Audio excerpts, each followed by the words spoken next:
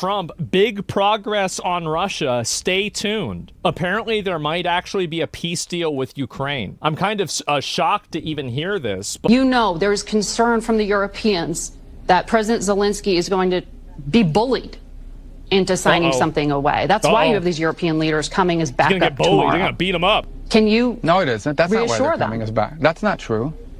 No, but that's not why that's not true. They're not coming here tomorrow to keep Zelensky from being bullied. They're not coming. I love how she starts it off like, yeah, all the European leaders are coming to protect Zelensky from Trump beating him up. Oh, yeah. They're coming here tomorrow in front of television cameras where President Zelensky. Do you know how many meetings we've had since then? Oh, no, I know. And I was just up in Alaska. No, you don't know. You don't know. You have no idea because you're a literal news broadcaster and he's the Secretary of State. No, you don't know. The one with Vladimir Putin where a red carpet rolled out. No, but it was Zelensky. We've had more meetings. We've had one meeting with Putin and like a dozen meetings with Zelensky. So no shit. Wow, what a surprise. But that's not true. They're not coming here tomorrow. Why is the news telling him the news? That's a great question. That is an incredible question. Why is the news telling the Secretary of State the news? Why does journalists think they're politicians instead of reporters? Because for the last 15 years, they have been. It keeps Zelensky from being bullied. They're coming here tomorrow because we've been working with the Europeans. We talked to them last week. There were meetings in the UK over the previous weekend. Wow. And they said President Trump was going to demand a ceasefire. As early as Thursday. No. But you said that they're coming here tomorrow to keep Zelensky from being bullied. They're not coming here tomorrow. Oh, this is such a stupid media narrative that they're coming here tomorrow because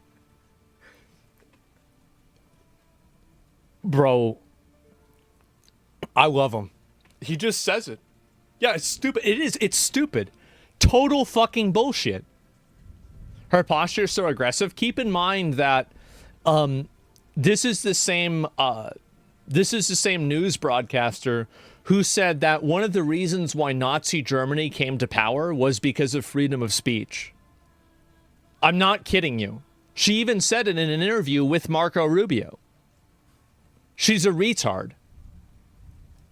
Because Trump is going to bully Zelensky into a bad deal. We've been working with these people for weeks. Yeah, for weeks on this Karen, stuff. I know. They're coming here tomorrow because they chose to come here tomorrow. We invited them. Look it up. Yeah, I made a clip of it. Yeah, we talked about it when it happened. To come. Yeah. We invited them to come. The president invited them to come. But the president told those European leaders last week that he wanted a ceasefire. The president went on television, said he would walk out of the meeting if Vladimir Putin didn't agree with one. He said there would be severe consequences if he didn't agree to one. He said he'd walk out in 2 minutes. He spent 3 hours talking to Vladimir Putin, and he did not get one.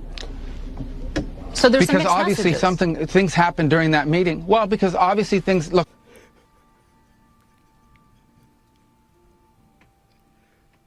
Wow, what a surprise that this binary thing that Trump said isn't actually as simple as he said it was. Why is she arguing? Because, again, the media is your enemy. She's arguing with wasn't Marco Rubio there in the room? Like, he knows what it is. Yeah, it's her job, literally.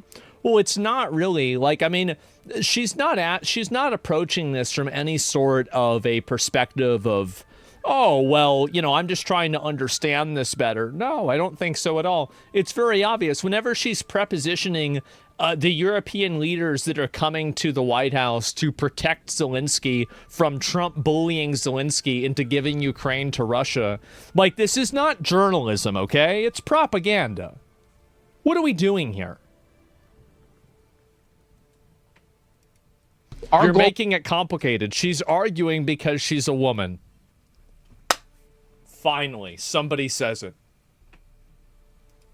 Here is not to stage some production for the world to say, oh, how dramatic, he walked out. Our goal here is to have a peace agreement, to end this war, okay? And obviously we felt, and I agreed, that there was enough progress, not a lot of progress, but enough progress made in those talks to allow us to move to the next phase. If not, we wouldn't be having Zelensky flying all the way over here. We wouldn't be having all the Europeans coming all the way over here. Now understand, and take with a grain of salt, I'm not saying we're on the verge of a peace deal, but I am saying that we saw movement, enough movement to justify a follow-up meeting with Zelensky and the Wow, what a logical, normal position that any reasonable person could have assumed came out of the meeting. Yeah, duh. Fucking obviously. Enough movement for us to dedicate even more time to this. You talk about the sanctions. Look, at the end of the day, if peace is not going to be possible here, and this is just going to continue on as a war, people will continue to die by the thousands. The president has that option to then come in and impose new sanctions. But if he did this now, the moment the president puts those additional sanctions, that's the end of the talks. You've basically locked in at least another year. Yeah. So they don't want to do that, because if they do that, then you don't want to play that card, because after you've played the card, you can't use it as leverage anymore. So if you can use that card as leverage to get what you want, then it's better to do that than play it and then have to deal with the fallout. I mean, this is common. Anybody knows this. I mean, this isn't some art of the deal, master fucking like wizard, galactic brain, 5-dimensional chess. It's just like anybody that plays Magic the Gathering knows this. You play Pokemon, you know this. Holy shit. A year and a half of war and death and destruction. We may unfortunately wind up there, but we don't want to wind up there. We want to wind up with a peace deal that ends this war so Ukraine can go on with the rest of their lives and rebuild their country and be assured that this is never going to happen again. That's the goal here. We're going to do everything possible. Of course. I mean, that's obviously good. And okay, but what do you do when they actually follow through? Trump threatens everyone with tariffs and sanctions and follows through right away. He's now told Russia 3 times that they have a deadline. They missed it. So when does he actually do it? I don't know. I mean, the odds are like, and this is the same thing that happened with Iran. Like, what I think will probably happen will either be that they will come to a resolution, or there will be an Iran situation. Now, what does that look like? Are we going to bomb Moscow? I think the chances of that are basically 0. It's not going to happen. But what I do think is going to happen is that we might empower Ukraine to do something that is, like offensive against Russia. I think that's possible. And they have nukes. Yeah, sure, right? But I think that's possible that it could happen. And delaying Russia for decades. Yeah, or they could use those tariffs. But you're right. Obviously, and also the reason why is that Trump can negotiate more strongly with those other countries based off of those countries' position. So and this is like, again, this is not a comfortable reality, but it is a reality, is that Trump can bully around a small country like, I don't know, Pakistan, but he can't bully around a big country like Russia. Like, Russia is a much larger country. They have a much more involved military, etc. Or even Iran. He can bully Iran around all he wants. But again, if it's a big enough country, it's harder to do. That's why it's harder for him to do that with China and with Russia. They have nukes? Yeah, exactly. To make that happen if it's doable. It will require both sides to make concessions. It will require both sides to get things they're asking for. That's how these deals are made, whether we like it or not. He's totally right. He is. And it looks like, I'm glad that he's calling this out. I mean, this is a great thing. So, and this is even, Zelensky's even talking about it. It looks like things are changing. You've got it right here. He's meeting with all the different people. And, here we go. Vladimir Putin made. Can you name... I was going to watch this. Can you name any concessions that Vladimir Putin made during this meeting? Why the fuck would he say this publicly? Are you kidding me? Oh my God. This is nuts. Just reveal the plans. Just tell us what's going to happen. Have any I wouldn't name them on your program. Have any concessions been asked? On your program. Why would I do that? Where is the pressure? Of course, because you can't have a peace agreement. No, you can't have a peace agreement unless both sides give and get. You can't have a peace agreement unless both sides make concessions. That's a fact. That's true in virtually any negotiation. If not, it's just called surrender. And neither side is going to surrender. True. So both sides are going to have to make concessions. So, of course, concessions were asked. But what utility would there be of me going on a program and tell you we wagged our finger at Putin and told him you must do this and you must do that? It's only going to make it harder and less likely that they're going to agree to these. Exactly. And now I think this reveals what the media's true intent is. The media is an agitator. The media's goal is to agitate tensions and to create problems in the world in order for them to report on it. So basically, they plant the seeds of discontent, of, like dishonesty or whatever. They want to ruin it for Trump. Exactly. Because think about the content that they're going to get if this peace deal breaks down and then the war continues. Now you've got more people watching the news. So this is what I said before about how all these news companies are profit first, news second. So it is in their best interest for wars to continue. Don't ever let a news company tell you that they don't love mass shootings or that they don't love terrorist attacks or they don't love wars. There is nobody that benefits more from wars, terrorist attacks, and mass shootings than media companies do. That's it. That's the reason. Things. So these negotiations, as much as everyone would love it to be a live pay-per-view event, these discussions only work best when they are conducted privately. And this is why they crashed out on Zelensky. It's because he tried to do it publicly.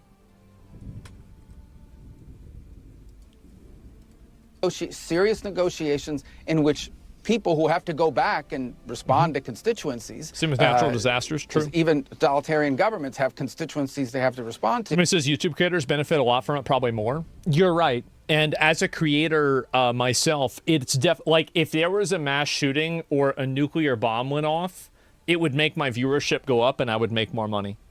That's true. This is a reality. And yeah, anything bad that happens, like if you think about like when was the last time somebody's viewership went up a lot? Well, probably the last time they got, something crazy happened. People have to go back and defend these agreements that they make. And so, and figure out a way to explain them to people. So we need to create space for concessions to be made. But of course, concessions were asked. Yeah, obviously, fucking duh. Like 100% that's what happens. That's the one I'm going to watch. If at some point it becomes clear that both sides are so far apart and so dug in that we're just not near a peace deal, then the president will have a decision to make about how much more time do we invest in it and what actions does he take then. But I want everyone to understand, if this morning the president woke up and said, I'm putting these terrible, strong sanctions on Russia, that's fine. It may make people feel good for a couple hours. But here's what you're basically saying. You're saying talks are over. For the foreseeable future, for the next year or year and a half, there's no more talks. Because there's no one else in the world that can talk to him. Okay? Putin's not going to meet with Macron. He's not going to meet with the UK, with all due respect to these leaders. None of these leaders are going to be able to bring him to the table and talk to them. There's only one leader in the world that has any chance of bringing these two sides together. If there is a chance, there's only one leader in the world that can do it, and that's President Trump. And you forfeit that role the minute you put additional sanctions on him. We may get to that point, unfortunately. But if we do, it means that peace talks are no longer possible. And that would be very unfortunate. Yeah, duh. Because the real world ramifications are that while we're here calling each other names and doing TV interviews about this stuff and all of that in American politics, there are people who today will be injured and killed in the battlefield and in cities. I'm going to be real. I've actually been really impressed by Marco Rubio. Like, I didn't know he had it in him. But, like, this dude is a guy that you want in your corner. Like, yeah, bro, like, little Marco's come a long way. He's amazing. Yeah, I think he's great. In Ukraine, on the front lines, and even in Russia. Even as we speak, people that have nothing to do with this war are suffering as a result of it. And I think we are very fortunate and blessed and should be thankful to have a president that has made peace and the achievement of peace a priority of his administration. We've seen it in Cambodia and Thailand. We've seen it in India, Pakistan. We've seen it in Rwanda and the DRC. And we're going to continue to pursue any opportunities we can find to bring about peace in the world. I forgot all about the Cambodia, Thailand thing. I did. And it was them trying to if I remember right, it was them trying to like fucking retake some temple for Shiva or some fucking shit like that. I think that was it. And there was a big issue over this. Yeah, I totally forgot about that. That was a weekend. Yeah, I totally forgot about that little situation, right? And Ukraine's constitution, what is this here? Ukraine's constitution. Successful in Donetsk region. Putin has been okay. This is English. Let's listen to what he said. Russia is still unsuccessful in Donetsk region. Putin has been unable to take it for 12 years. Damn. And the constitution of Ukraine I guess this is from pre-Crimea. It's impossible to give up territory or trade land. Since the territorial issue is so important, it should be discussed only by the leaders of Ukraine and Russia at the trilateral Ukraine, United States, Russia. So far, Russia gives no sign that trilateral will happen, and if Russia refuses, then new sanctions must follow. Yeah, Ukraine's constitution forbids giving up land. Zelensky says any territorial talks must involve Russia, Ukraine, and the U.S. together. No back-channel deals, no handover. If Putin refuses, Zelensky wants the West to tighten the screws. More sanctions, more isolation. Yeah, in my opinion, I think that they're going to have to give up land. Zelensky firmly rejected handing over any Ukrainian territory, saying it's impossible under the Constitution. I really hate to say this, but I don't think that Putin or Trump give a fuck about the Ukrainian Constitution. They don't. And again, like, invaders hate him. Yeah, exactly, right? Yeah, he doesn't have... I don't think they really have the cards for this either. I mean, I'll have to disagree. Yeah. Oh, do you really? Oh, you think Putin cares about the Ukraine Constitution? Like, what are we talking about? Putin doesn't even care about Ukraine. You think he cares about the Constitution? Yeah, it's crazy. And so, no, he changed the Constitution 4 times since 2014. Well, I don't know. Ukraine doesn't give a fuck about Ukrainian Constitution. Well, I don't know about that. I have no idea. But Zelensky will not fly to Trump alone. And then, yeah, there's a bunch of other people that are coming. I mean, this really isn't that big of a surprise. And, yeah, this is pretty much the way things are going. I mean, I don't know what's going to happen. But in my opinion, I think the outcome for this is what my opinion is. The outcome is that Ukraine will end up giving up territory. I think this is where things are going to go. I could be wrong. I hope that I'm wrong. I don't think that should happen. But I think that will be the outcome. The media plays up the fact Trump sends for Putin. Is that perhaps not fine negotiation? I think that's just the media trying to do media things.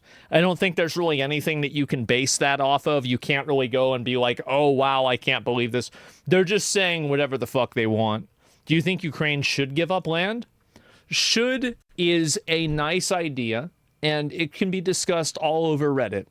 But when you have cities being destroyed, people being killed, and billions of dollars being poured into a war that effectively is just killing people, shoulds go away. Do you want my opinion? Should Ukraine give the land away? No. I think Russia's totally in the wrong. They're completely in the wrong. But that doesn't matter. They can be wrong as much as they want, but if they have the power to enforce it, then they're right. Joining me now is Secretary of State and National Security Advisor Marco Rubio. Secretary Rubio, welcome back to Meet the Press. Sadly, might makes right. Thank you. Thank you for being here. So heading into the meeting with You can see how happy he is. He's so happy. Oh, good. President Putin on Friday, President Trump said he wanted a ceasefire agreement. Now he is saying he wants a broader peace deal. We know that Ukraine, we know that European allies want a ceasefire first. Is a ceasefire now off the table, Mr. Secretary? No, he's not going to say it's off the table. No, it's not off the table. Wow, what a surprise. I can never imagine that. What a shock that he's not going to make a definitive statement when negotiations are already, duh, fucking obviously. I think what the president said, in fact, you just read it on the air a few moments ago. Neville Chamberlain had a peace agreement as well. You're right. You're absolutely right. But that has nothing to do with it. Again, my opinion on this, I've said it yesterday, I'll say it again. I don't want to go over it 50 times. My opinion is that this decision should be made by the Ukrainian government and the Ukrainian people. If they choose to keep fighting, I, as an American, would support having my tax dollars go towards helping Ukraine defend itself against Russia. I think that it's unfair, and I would be okay spending my money to help defend Ukraine against what I consider to be an invading, oppressive, imperialistic force, which is Russia.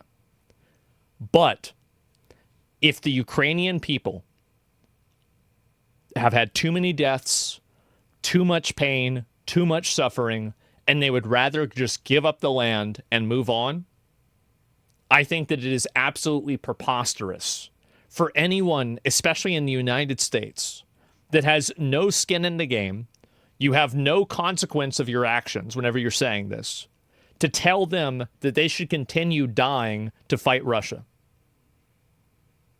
It should be their support, one way or another. Why are we funding another country's war? Because it is geographically beneficial for the United States to limit Russia expanding its territory and continuing to invade Western forces in Western countries. And the concern is that after Russia already did this once with Crimea, what happens when you have 2 points on a graph? You make a line. So now it's happened twice. That's the problem. Really? Like, I mean, that's it. Why don't you believe Putin wants to stop the war in Ukraine, that he cares for people in Ukraine? I think that Putin does want to stop the war. I think that he privately does. I think the war has... I think it's negative. I think it made Russia look weak, if you want me to be honest. I think that a lot of people going into the war in Ukraine expected Russia to roll over Ukraine in 3 days. That didn't happen. And obviously it didn't happen because American and European interests prevented it from happening. But even with all of that, I think that it's phenomenal and inspiring even the fact that the Ukrainian people have fought back so bravely against the Russians. I think they have. It's tremendous. And I think it surprised me. It surprised a lot of people. How many of you guys did that? Yeah. How many of you guys expected Russia to just roll them over? I certainly did. Especially when I saw like those jets rolling over, just bombing everything. Exactly. Yeah. I thought they were going to get steamrolled. And so, like, again, I think the decision should be in the hands of the Ukrainian people. That's my viewpoint. That's what I think. Personally, I think they should not give up any land. I think that giving up land is losing. And it's also creating a reward structure for Putin to do it again. But I think that decision is not my decision to make. It was agreed to by all that the best way to end this conflict is through a full peace deal. There's no doubt about that. I mean, who would be against the fact if tomorrow we came to you and said we have a full peace deal and it's done? I think that's the best way to end the war. Now, whether there needs to be a ceasefire on the way there, well, we've advocated for that. Unfortunately, the Russians, as of now, have not agreed to that. What a surprise. But the ideal here, what we're aiming for here is not a ceasefire. What we ultimately are aiming for is an end to this war. Well, I want to drill down on that exactly and what happened, because as you just heard before the meeting with President Putin, President Trump warned there would be... I think it will also make Trump look really good if this war gets ended under his watch. I mean, if Trump is able to end this war without Ukraine giving up territory, I think that the amount of capital that people will have to criticize Trump with will go down tremendously. I do. I think that it will actually be like a massive thing for him. Yeah, it won't happen. I don't think it's going to happen either, but I'm saying like theoretically. Quote, very severe consequences for Russia if it didn't stop the war. Here's a little bit more of what he said on the plane ride over. Take a look. I want to see a ceasefire rapidly. I don't know if it's going to be today, but I'm not going to be happy if it's not today. So what exactly changed? Is it that Putin would not agree to a ceasefire? Well, first of all, the Russians are already facing very severe consequences. There's not a single sanction that's been lifted. And not one. I mean, they're facing all the same sanctions that have been in place today. All the American support continues for Ukraine. And ultimately, look, if we're not going to be able to reach an agreement here... After it starts in 2 or 3 years, Trump will be seen as a new Chamberlain? I don't think he will, because Trump won't be in office and people will... I don't think that's what's going to happen. Like, because, again, like that, the reason why that happened is because I think, you know, Neville Chamberlain was still in power when Hitler continued to invade. But he will, maybe, right? I mean, I don't know if he runs again. I don't think Trump's going to run again. I don't think so. I think that there's like a 20% chance Trump runs again, but it's not a probability. It's not a likely probability. Point, then there are going to be consequences. Not only the consequences of the war continuing, but the consequences of all those sanctions continuing and potentially new sanctions on top of it as well. But what we're trying to do right now is end the war. And in order to end a war, you've got to give every opportunity that exists. You have to be open to any opportunity that exists to bring it about. And here's the thing to remind everybody. and when the president says this is not our war, but let's be frank, this is not our war. The United States is not in a war. Ukraine is in a war, and we've been supporting Ukraine. Yeah, we happen to be in the role of the only country in the world, with the only leader in the world, that can actually bring Putin to a table to even discuss these things. Now, the president has traveled, all the way to Alaska, all the way back, has dedicated months and months of work, him, our entire team, on this matter, because we want to see an end to the war. But if tomorrow the war continues, life in America will not be fundamentally altered. That's true. So I think that what we have to understand is that this has been a priority for this president because he wants to promote peace. He wants to promote the end of a war. And I think we should be happy that we have a president that's trying to promote peace and bring a war to an end. Mr. Secretary, let's look at the state of the war. It's really captured in this chart. I want to put it up on the screen for our viewers. It shows that Russian attacks on Ukraine have nearly doubled since President Trump came into office. And in fact, in July, Russia launched more than 6,000 missiles and drones. That's the highest amount of attacks since the war began. What do you say to Ukrainians who worry that without a ceasefire in place, you are giving Putin more leverage at the negotiating table? What the fuck do you mean? You can't make him do a ceasefire. You can't just say, hey, cut it out. We've had enough of these missiles. And a green light to drop more bombs. Well, the problem with that is that we've been asking for a ceasefire for a long period of time. We think usually it's very hard to negotiate when you're in the middle of hostilities.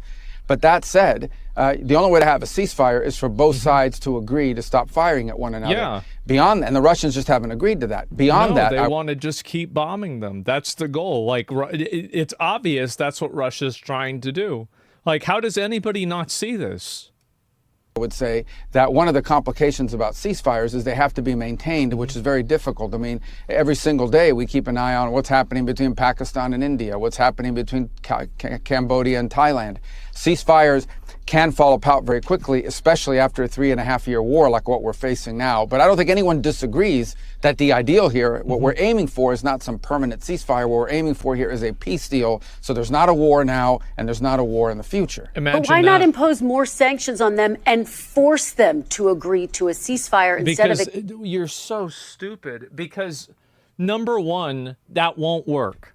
It will not guaranteed work. Number two, it makes us adversarial to countries that could be on our side, which would mean that we can't leverage our connection with them anymore. It's so stupid.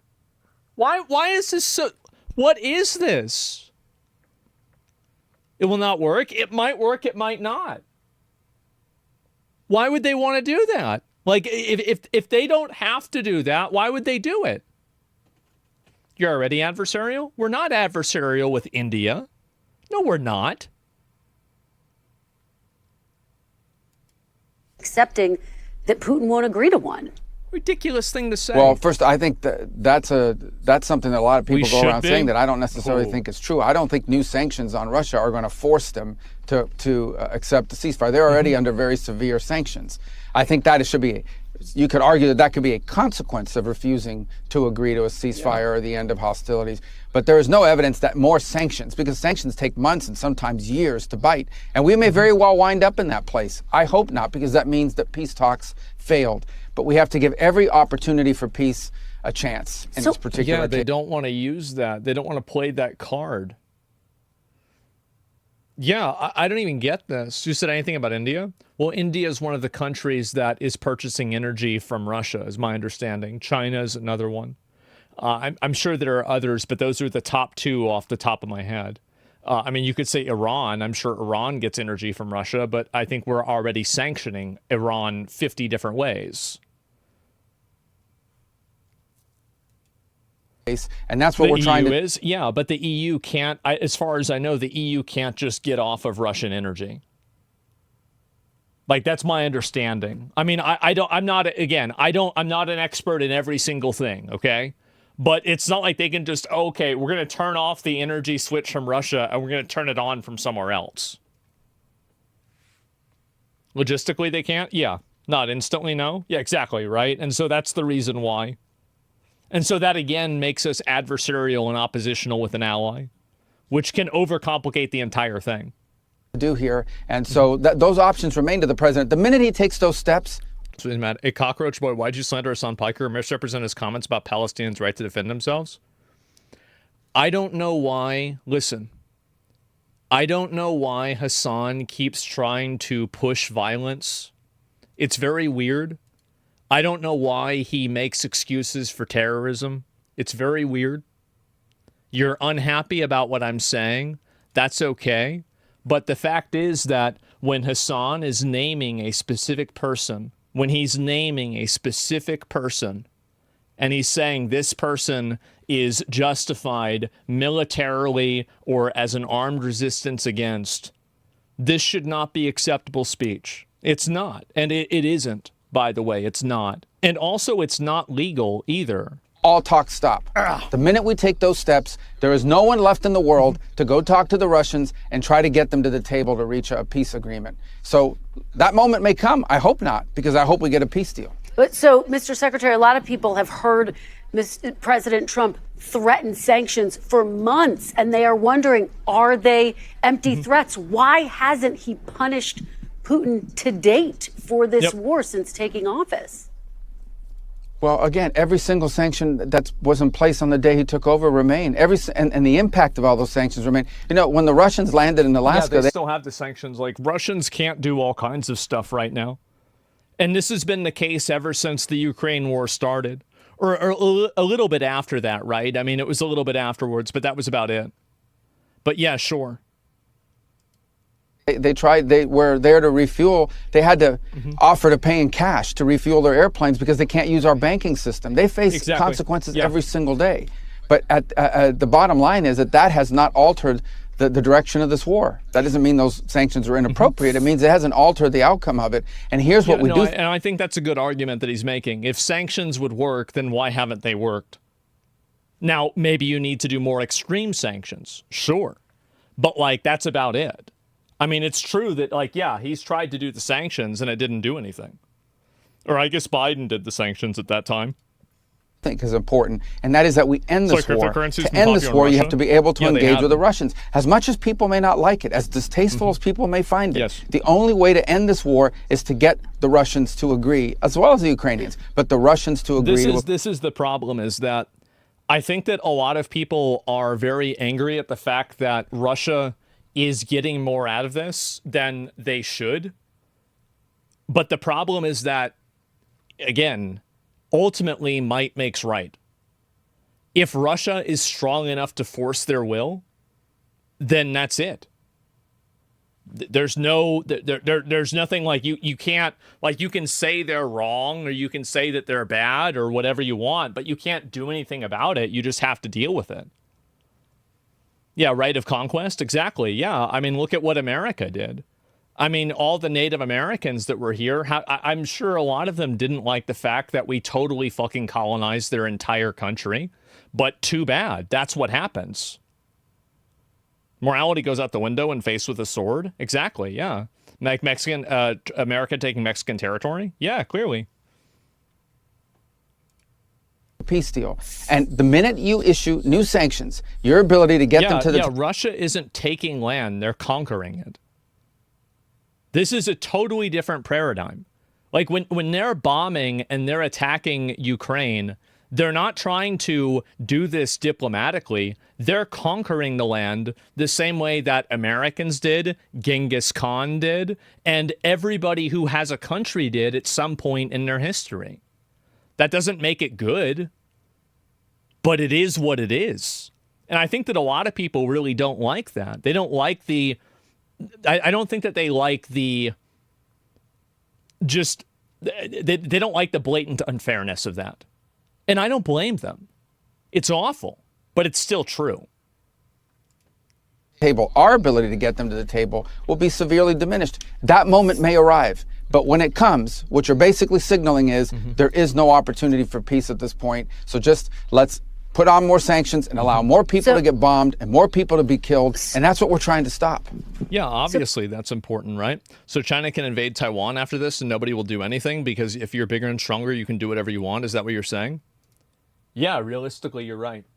What could the world do if China invaded Taiwan? Really? We gonna bomb China? Really, actually think about it. Think about this legitimately. Like, I understand that it sounds good. It feels good. But do you want to start a nuclear war because of Taiwan? I don't. I don't think China does either. I think 99% of people don't want to do that. In my opinion, Putin stalling makes us look weak. Trump should bow out. The EU needs to step up. Well, I don't know. I mean, like, looking weak is less important than making action. Did you wrong there too? The entire semiconductor industry is based out of Taiwan. Yeah, I know. They have the largest semiconductor company in the world. That's true. But what I'm saying is that, like, yeah, and Ukraine has a lot of natural resources. But what I'm saying is that if China did that, what actually would you want to have happen? Would you want us to invade China? Would you want us to sanction China? What if we sanctioned China and they still did it? You're thinking in terms. It's Reddit. It's a Reddit mindset. Stop thinking like a Redditor. Mr. Secretary, what will Russia have to give up? What concessions will Russia, the aggressor, have to make as a part of this peace agreement? They're going to have to stop bombing. Obviously, you have to stop attacking. That's the concession that Russia is going to have. Russia is not going to give up hardly anything else up besides that. Just getting them to stop attacking is all they're probably going to get. Well, that's what these negotiations are about. And as you can imagine, everybody goes into a negotiation wanting 100% of what they want. That includes Ukraine, but obviously the Russians. And the only way to reach a deal on anything, whether it's in business or in politics or in geopolitics, the only way to reach a deal is for each side to get something and each side to give something. And that's been very difficult. If it was easy, this wouldn't have been going on for 3.5 years. Understand, the longer these wars go on, the harder they are to end, unfortunately, because one side is always looking for leverage on the other. In this particular case, the Russian side as well. I think that's probably the reason why, it's one of the reasons why the Israel-Palestine conflict is like almost impossible to end. It's because it's like, it's just been going on so long, you can never look at like one point and say like, this is when it started. And so he's right about that too. And so I think that's the core of what we're trying to work through here. Yeah, it is. That's why Zelensky's coming tomorrow. That's why European leaders are coming tomorrow. That's why the president called them from the airplane, spent 2 hours in the middle of the night talking to them. And that's why we've been engaged with them every step of the way, is we are trying to find what can we get to that both sides can agree on. And it's been difficult. This is a hard issue set, but we're dedicating a lot of time to it. And the president deserves credit for dedicating time to it. And I understand that these negotiations are ongoing, but can you name one thing that President Trump is asking Russia to give up in order to get peace? No. Well, I'm not going to disclose those things because obviously not. Obviously fucking not. Yeah. Then you can imagine negogations. What about one could thing? Fall apart. Can't you give us negotiations. Something? Look, I know everybody wants to know what's happening, and to a certain degree, that's important. Yeah, sure. But what's more important is that these negotiations work. And for us to run to the press, like you see these leaks sometimes that are completely inaccurate, and in many cases, sometimes you see leaks out there that undermine the negotiations. Okay, these negotiations, in order for them he's to right about that. Remember the leaks with the Iran thing? He's totally right. Be successful, allow. She's interviewing like it's a new video game coming out. They're like, yeah, can you at least tell us one new character they're going to add into the game? They're like, okay, all right. It's going to be Sonic the Hedgehog. We're going to have Sonic the Hedgehog come in. It's like, no, they're not just going to give you a little bit of a sneak peek. Like, is the new Marvel movie going to have a post-credit scene or not? Like, all right, yeah, it's going to have one. Oh! Require for us to allow both sides to agree to potential concessions or discuss potential concessions without it finding its way in the public sphere and creating all kinds of internal problems for one country or the other country. So here's the bottom line. We all know what the elements of such a deal. There has to be talk about what the territories are going to look like. I think Trump makes mistakes by talking about red lines that he has with Russia going into conversations like this. Like him saying that he'd walk out with a peace if there was no ceasefire. I think it was a huge mistake for him to have said that. I think Trump makes a lot of mistakes by kind of just being too transparent. And in doing so, he writes himself into a corner with the media because the media can say, oh, well, you literally said this is what was going to happen, and then it didn't happen. I think that's it. What do you mean? Yeah, I think that's it. He writes himself into a corner with this constantly. It becomes a soft ultimatum. Yeah, I know. He didn't say that. Okay, then you can use 50 other examples of the same thing happening. Like, we all know that Trump does this. He's too vocal. Yeah. And like once and the problem is that I think that Trump wants to give people something that they can like have. But I think that in doing so, sometimes he undermines his credibility in the long term. And I think it's a communication problem. He loves to brag. Yeah, and I think it's definitely probably an ego thing too. And what the border lines are going to look like at the end of this conflict. There has to be talk about Ukraine's legitimate desire for security in the long term to make sure they don't get invaded again. There has to be talk about how Ukraine is rebuilt and how do you rebuild a country that's been attacked as often as it has over the last 3.5. Maybe he's implying that Russia will have to give money to rebuild Ukraine. I think, again, the probability of that happening is very, very low. But, who knows what's going to happen. But when has writing himself into a corner hurt him significantly? It's not about whether it hurts him significantly or not. Well, actually, I'll give you a great example. The Epstein files. Trump has written himself into... If Trump was not as hardline with the Epstein files, I don't think that people... I think that the Epstein files is actually a great example of Trump writing himself into a corner. Years. These are all key elements of any agreement. We understand that. And each side is... There's going to be a deal. Each side is going to have to give up on something. That's just a fact. Mr. Secretary, I want to show folks what Ukraine looks like right now. This is a map of Ukraine. That red section there, that's the area currently under control by Russia. Yeah. It's about 20% of the entire country. There are reports that Putin is asking to keep all of this territory in a potential deal. Is that what... Yeah, I could pretty much expect that. Yep. It's being discussed. Can you confirm that? Well, I can confirm that. Can you confirm that? Can you tell us something? No? Okay, well, I'm going to make something up. Can you tell us if that's true or not? Speeches in which he has said that repeatedly. So he's asking for that now in these private conversations? Well, look, ultimately, Obviously he is. Obviously he's doing it for land. Duh. Like, we all know this. Of course. It's a trick question. Yeah. What's so special about Crimea? Trade access to ocean? Yeah, I think it's because of the ocean access. That's my understanding. I mean, I'm not an expert, but like I think that's like one of the highest value things. And also it's isn't that like a tourism spot too? It's like a very, very high value space. Yeah, it's their only warm water seaport, I believe. If the Ukrainians are not willing to give that up, and no one's pushing Ukraine to give that up, and so I don't think that's what. If there's going to be a peace deal, it's not going to look like that. But he certainly is making.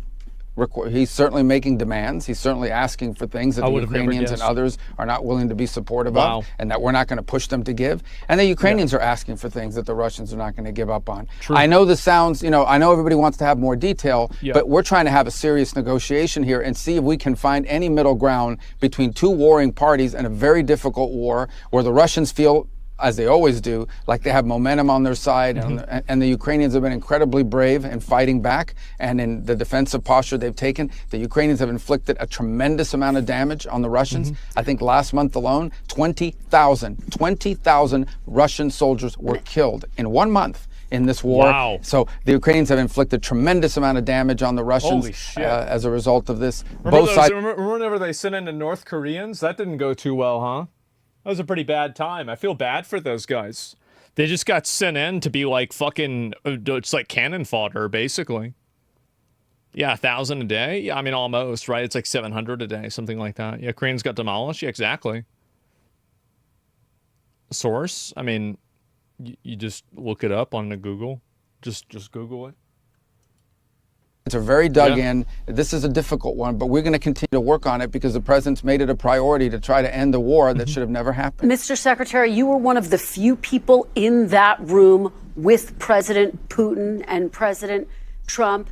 You got to look him in the eyes. Do you believe that President Putin believes in Ukraine's right to exist based on what you heard and saw? Ooh, that's actually kind of a good question. Well, look, I wasn't playing any of those on games about looking people in the eye and trying to read their minds. I'm reading actions. And that's what we're looking at is actions. What will you agree to? What will you commit to? And what will you follow up on? And in order for this war to end, Russia will have to take actions. Ukraine will have to take actions. Ukraine's partners and allies will have to take actions as well to enforce that peace in the long term. That's what we're interested in. Not all, I get all the drama around this stuff, but at the end of the day, we are talking about a war in which people are being killed and maimed every single day, in which a country has been dismembered by 20%, as you've just pointed out. And it's really important to bring this war to an end. This war doesn't get better. It gets worse as time goes on. It gets worse. It actually threatens to spill over into other areas. So it needs to be stopped. That's why the president's made it a priority. And that's what we're focused on. Concrete actions. Do you want an honest opinion from a Balkan? No. The last time I got an honest opinion from a Balkan, I had to ban them. No, I don't want your I know what you're on. Like, no. Please, no. Both sides, especially the Russian side, to bring this conflict to an end. And we're going to do everything we can to make it happen. Is it possible? I don't know. But we're going to try. We've tried. We've spent a lot of time on this issue. We have a lot of other issues to focus on. But the president's made this a priority, and he deserves credit for that. Mr. Secretary, a couple more questions, and we're almost out of time. NBC News is reporting this morning that NATO-like security guarantees for Ukraine were discussed as a part of this agreement. Can you tell us she's actually trying to bait him so hard. She's like, other people said this happened. Can you confirm that this happened? Can you say if, so I made up a scenario. Did that one happen? Okay, well, what about this other thing? Yeah, I just made that up. Yeah, exactly, right? This is a very common journalist technique that a lot of journalists do. Even independent journalists do this, is that they create a presupposition that somebody else was already talking to them in order to make the person who they're talking to feel more comfortable divulging information. This is again, super, super simple technique. And I mean, he knows this is not probably going to work. Let's see if it's going to work. Role would the United States play in such a security agreement? Well, there'll have to be some security guarantees for Ukraine, right? I mean, it's one of their fundamental demands is that if this war were to end, they have to make sure this never happens again. Sure. They don't want to get reinvaded. Surely it will. Surely, man. Oh, man. Want to wait 3 or 4 years from now and find another war on their hands. So there's going to have to be some security guarantees as part of it. How that's structured, how that's built, what our role will be, that'll be the kinds of things we'll have to work through. But again, that is going to be a key element of this deal. And it is something that in order for there to be a peace, the Russian side is going to have to accept that Ukraine is a sovereign country that has a right to defend itself and has a right to enter into alliances with other countries to defend itself.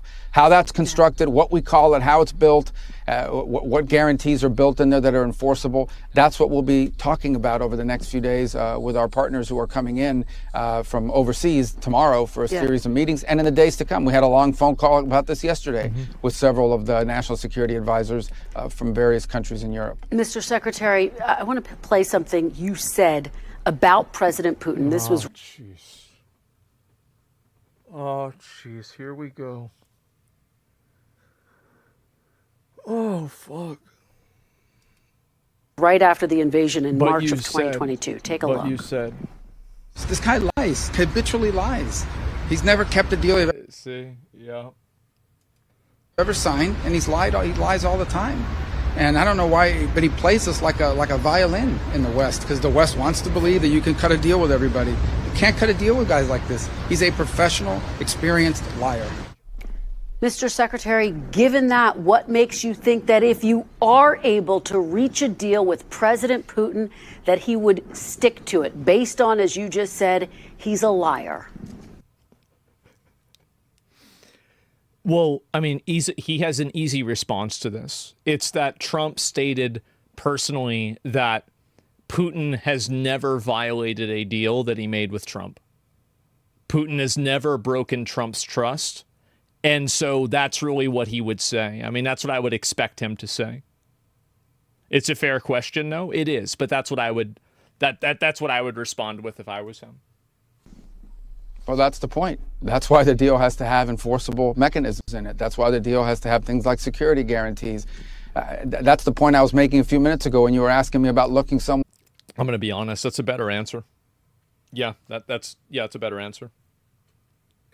One in the eye. What's important here is actions, not words, not paper, document. Those are all important. Those are elements of a deal, but they have to be enforceable. They have to be verifiable. They have to be enduring. There's no point here in signing a deal that's going to be violated in 3 or 4 months. That's why there's no point in doing that. It actually would make things worse. So that's why this is such a difficult thing. Not only do you need a deal, you need a deal that's verifiable, that's enforceable, and that's enduring. If you don't achieve that, then I think you could have a ceasefire. And also, by the way, that's a legitimate answer too. Like he didn't bullshit.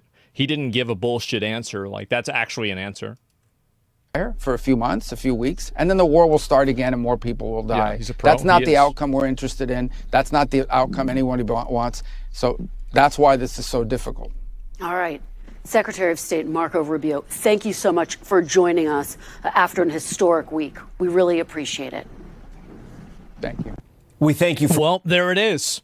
And so, no, I think how can they enforce that, though? Well, they enforce it with the military. I mean, that's very clearly what it is.